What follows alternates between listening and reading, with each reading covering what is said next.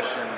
Do you think maybe after that Miami-Florida game that your view on it might change a bit once you're within one of those rivalry games like Miami-Florida, Miami-Florida State? Like, you mean like once I'm in the game?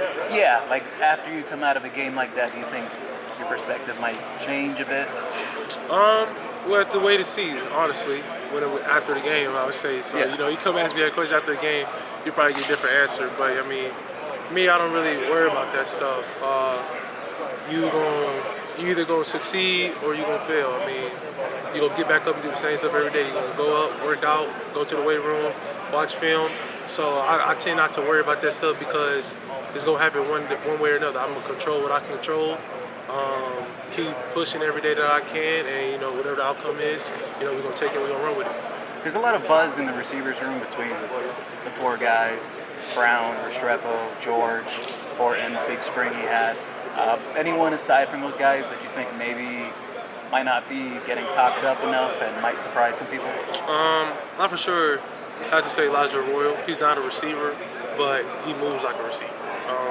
Somebody at 250 pounds running like he does, running routes like he does is not common. So I feel like he's not getting the buzz that, media-wise he might not be wanting, but I know he's not worried about that. I know he's going to make plays for us. He knows he's going to make plays. So I feel like it's going to be a surprise to everyone else. But in this building, it's not going to be a surprise to us because I throw to him every day. I know what he can do. He can run every route in the tree. He can run it to perfection. So I'm excited for Elijah Royal. I think he's going to have a great year. And, I'm just glad. I'm happy I'm the one throwing the football. So, he's going to help me out a little bit, and I'm going to be able to help him out. We know you took the initiative when you came in spring to kind of get with the guys, offensive linemen, wide receivers, spending time with them off the field. Anything different you did over summer break and heading into fall camp? What do you mean by that? Like off field, whether it's activities, bowling, college football 25, anything. Yeah, we be on the game for sure. We all be on the game, playing against each other and stuff. Who's the best? It really depends on who's using what team. I'd probably say the best person that I played against who uses us is Coop for sure. Coop knows how to. For some reason, he just knows how to use every player on the team. He be like subbing people in and stuff. So Coop for sure the best person to use our team. Who else is good at the game? CJ is good at the game. JoJo's good at the game. But it's been good though. I wouldn't say much has changed because we still know what our end goal is. We still know what we want to accomplish. But I feel like we just gotta take it one step at a time. I feel like the more we try to look too far into the future, that's when we'll miss the little stuff.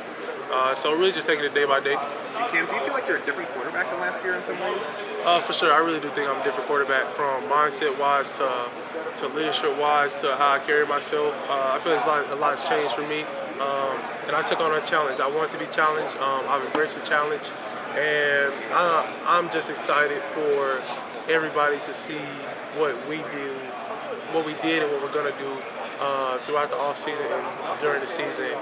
We have a lot of talented guys from both sides of the ball, defense, offense, and a lot of skill position gets the majority of the praise. But at the end of the day, we got the easiest job. The hardest job to do is play O-line, D-line. They're gonna be the reason we win a lot of football games. The D-line's gonna be the reason we win a lot of football games. So the more that they know that, the more that we can instill that in them, I feel like the better our team will be. I'm sure you know Miami Hurricanes history. It hasn't been great the last 20 years, and some people see you as sort of the savior, for the program that was so great back in the 90s, early 2000s. How do you balance that with just the reality that, hey, I just got to put my head down and do what my coaches tell me? I balance it well. I mean, I don't get into that. I don't really look into all that. I mean, I'm gonna get up one day. I'm gonna work out. I'm gonna watch film. I'm gonna go practice with my teammates. I'm gonna get more chemistry with my guys. I'm gonna go to sleep and I'm gonna do it all over again. So I try not to focus my mind on stuff like that because I can't control it. That's something that only God can really control. And I just keep my faith in Him, and I just do one foot in front of the other. Whatever the outcome is, I'm gonna go get it. A lot of players can't or don't have that mindset. Where is that from your family? Or is that just how you grew up? I mean, where do you get that from? That's how I grew up. My mom and dad raised me that way to really not only just care about don't really care about outside the building. I only care about inside the building. The only thing that really matters to me is my teammates and the coaches, and everybody else inside this building and my family. So that's the biggest thing that I put onto myself, is to just wake up and be the same person, football-wise, that you were the day before. That's a go-getter, somebody who wanted, somebody who wants to be put in this position, somebody who wants to be challenged. And so, I take that to heart, and I try to just instill that into the receiving core, the O-line, my guys up front. And whatever the outcome is, it's going. At the end of the day, we did it together, or we didn't do it together. But we never gonna point fingers at each other. We're not gonna be a selfish team. And that's, I feel like, why we win some football games this year. How would you assess the talent on this football team, and how much did that influence you to essentially come to you? That was a big part for sure. I wanted to be somewhere where I was really the only new piece as a whole. I didn't really want to go somewhere that was getting changes left and right, from players leaving and going, from coaching staff. I wanted to be somewhere where we're set. Miami returned 3 starters at O-line, Coop, J-Rib, CC. They returned Jacoby and X, their leading receivers from last year. They returned a lot of guys on defense. They were top 25 on offense and defense last year. So they were pretty much already set. They added myself, Damian, Sam. That's only 3 new pieces, but the core was still here. So that's something that I want to put myself in a good position. I think I did. And now that you played with this team in the spring, how much did that confirm your decision? Oh, it confirmed everything. First day of spring ball, I knew who my guys was from the outside, I knew who my dogs are up front, I know my running back room. So I feel we all just put ourselves in a great position to get the best out of each other and the best out of the team. Did you, create a spreadsheet, or how did you, off the top of your head, you ticked off things return and everything? Did you do this for other teams too? While I was in the portal? Yeah, when you were in the yes, portal. Sir. Yes, sir, I did. My dad, he creates all the spreadsheets. So he actually had a spreadsheet? Yeah, me and my dad, for sure. But that was the biggest thing for myself, was to not go somewhere where it's really a whole rebuild. Because I only have 1 year left. I'm trying to make the most of it. I'm trying to win football games. That's something that I haven't really did great at the Power 5 level, was win a lot of games in the season.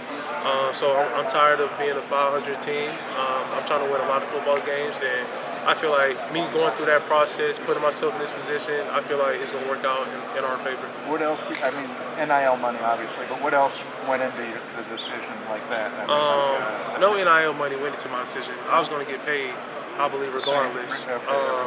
So that, I feel like the more, if people try to worry about money, you won't end up getting the money that you really want in your life, because I feel where it's mistaken, media portrays NIL money as you're set. Like, we're not set. If people think that we're set off NIL money, I don't know what's going on through their head. This shit is not setting you for life. So I feel like the more that we can consistently get through our mind that we have stuff to do, we have families to feed, the money's gonna come in the long run. Like, you look at the NFL, they're not set till they get to that second contract realistically. So that's what we're all trying to get. Yeah, I think Tua is set for sure. Tua is set for sure. So I feel like that's where it's just mistaken, is that they think NIL money is you're set. You're not set, no matter what school you're at. I don't believe a player's set for life off NIL. So a lot goes into the decision, but the biggest thing in my decision, I wanted to be surrounded by a core, a coaching staff who believes in me, and players like Coop who gonna get a net tag, gonna block his ass off. Cam, I saw it a few months ago, Ed, when you had just arrived, and you were talking about you were already getting to know guys. Fast forward a few months